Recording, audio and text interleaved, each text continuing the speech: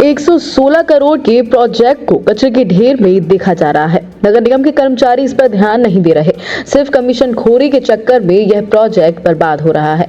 प्रधानमंत्री का सपना था कि हर एक गरीब परिवार को अपना मकान मिलना चाहिए, लेकिन इसमें ठेकेदार और नगर निगम कर्मचारियों की लापरवाही की वजह से जितने भी मानपुर समिति के परिवार रह रहे हैं उन्हें काफी दिक्कत आ रही है। विकास तोमर के सहयोग से जो सफाई अभियान चलाया जा रहा है उसमें विकास तोमर पहले भी इस प्रोजेक्ट में काफी योगदान दे चुके हैं। कई बार उन्होंने समस्या का समाधान किया है और मंत्री जी से मिलकर कई बार समस्याओं को उठाया है।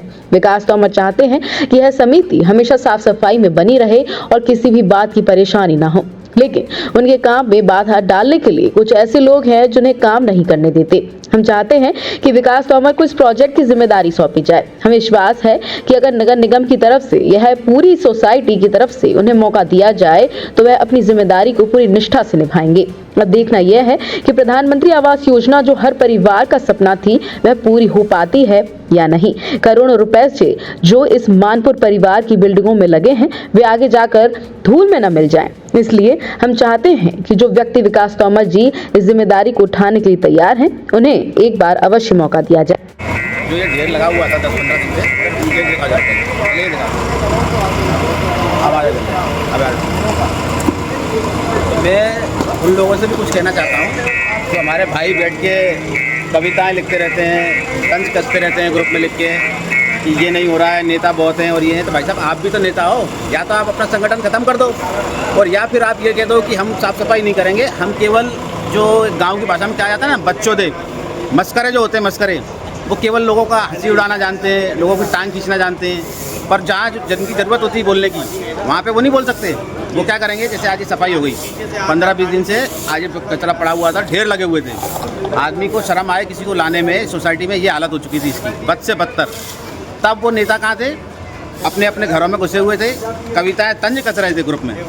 भाई साहब अगर आप अपने आप को सक्षम बताते हैं, एक संगठन आप चला रहे हैं, तो उस संगठन के नाम पर कुछ शर्म करके कुछ काम तो कर लिया करो, या बैठ के केवल टाइम पास ही करना है। या तो फिर उस संगठन को ख़त्म कर दो, और या फिर हकीकत में समाज सेवा करना चाहते हो तो फिर हमारे साथ आओ ना। फिर अलग अलग दो खेमे करके कुछ चल रहे हो। आप भी तो चाहते हो कचरा उठे, पर आप हकीकत बस फ़र्क इतना है, आप ख्यालों में चाहते हो कि हम समाज सेवा करें और ये धरातल पर काम करके हम आपको दे रहे हैं। केवल नाम मात्र हाँ। ग्रुप चला रहे हैं मात्र, ठीक है, केवल ये नाम मात्र का ग्रुप चला रहे हैं और कोई साफ सफाई ध्यान नहीं देते हैं लोग, केवल काम करने के नाम पर जीरो है।